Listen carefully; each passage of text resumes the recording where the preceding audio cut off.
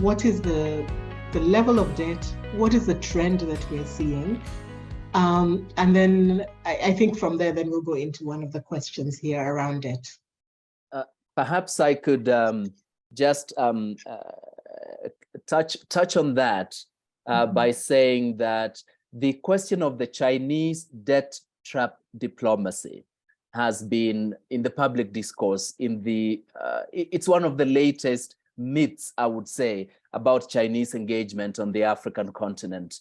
A lot of the data that is emerging lately suggests that whereas China in the past has been perceived to be rather generous, particularly in the infrastructure financing, an area of financing that other bilateral and multilateral lenders have not been quick to engage with, particularly on the African continent.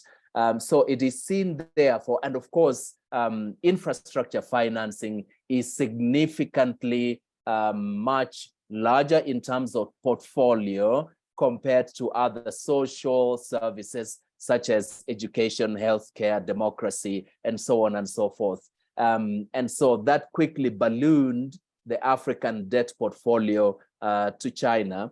But that is not necessarily to argue that there is a certain ulterior motive behind Chinese lending to the African continent, in this case, so as to be the puppet master to pull the strings and manipulate African countries to dance to Chinese tune. I can cite the example of Kenya, whereas Kenya is heavily indebted to China significantly to the point that it's causing fiscal challenges to the government presently. There was a period in the last 3 years when the previous government, the president and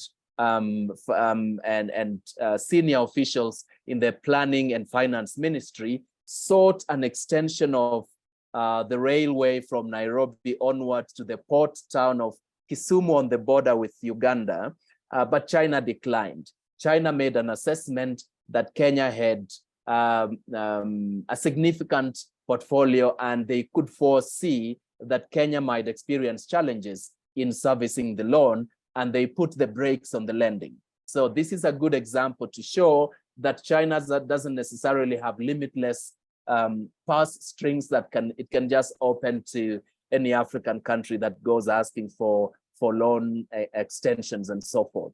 So perhaps some of my other colleagues can comment on this, but from my research and from our experience on the Eastern African region, this myth has not been born to be true.